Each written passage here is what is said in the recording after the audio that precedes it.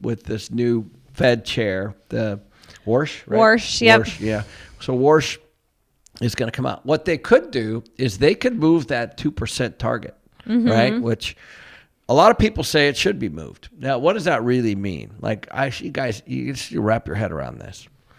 If the Fed's okay with 3% or 2% right now, but it's been over 3%, if they're okay with 3%, in 10 years, that means that whatever it is that you're doing, the costs are up 20 to 30%. That's what they mean. That's what it means. So if you're in cash, Annually. Yeah, annually. If you're in cash, that means your dollars, while they might still be the exact same number, like you might have 10 grand or 100 grand in there, it buys 20 to 30% less if the balance stays the same during a period of time.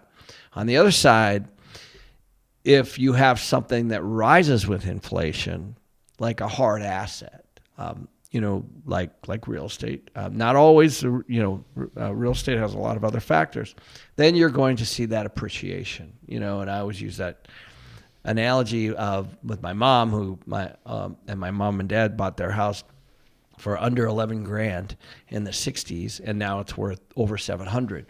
And my mom's a hairdresser and my dad was in construction. Okay, so what happened? What happened was the slow moving inflation over a long period of time made that asset more. And so you got to make a decision here. Are you going to be heavy in cash or heavy in something that could potentially get hurt from inflation? Or are you going to invest in things that actually move with inflation? And it is your choice. And I think we're at this defining point now. We don't exactly know what the Fed's going to do. Obviously, my guess is based on Trump's prior presidency is that he's going to really push for lower rates, which is, of course, he already is pushing for lower rates. Yes, that's true. He already had Fannie and Freddie buy $100 billion each, and that brought rates down. I do want to point out something, on house prices that before we go too far. So house prices are still in the 400s. I think it's 405 when I took a look, 405,000. So if house prices are around 405,000, let's say, right now. Okay, thanks, Jerry, for pulling that up. Let's call it in 2022. Jerry, pull that up real quick. Let's pull up in 2022. You can see they kind of peaked. Now, what happened during that period of time? In the beginning of 2022, interest rates were 3.1, and at the end, they were around 7. So in 9 months, they more than doubled in 2022. And that's what we're battling now. We're battling interest rates. They were 3.1 in June of 2020 or in January of 2022. And then by June, they were around 5.7. And then toward a couple months later, they were in the 7s. Now they're starting to ratchet back down. And what's happened is you can kind of see the median price of homes have come down.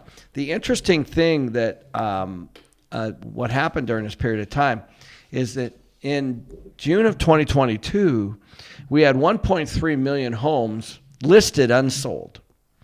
And today we have 1.1. So I think that's really interesting, is we actually have less inventory here. 3-4 years later than we did back then. And we're still hovering around, call it 3 months of inventory.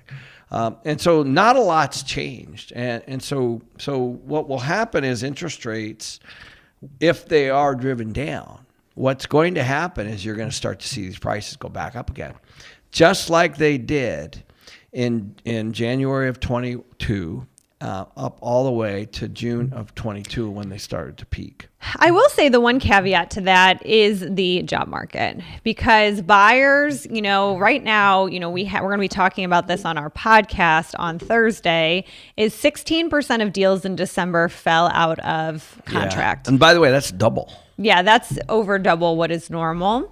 And I think part of that is a job uncertainty. So there's a lot of things that go into it, but one of the things is if somebody all of a sudden feels like their job's not stable, then they are hesitant to take on a mortgage. And you can't blame them, by the way. You can't blame them. And there's pros and cons because Right, after like- you lose your job, you definitely can't get the mortgage. So, there's pros and cons to it. But yes, exactly. So they don't want to be locked into this 30-year when they feel like there's job insecurity. So you're going to see that probably continue if we have, issues in the labor market. You're going to see more and more buyers being hesitant, especially first time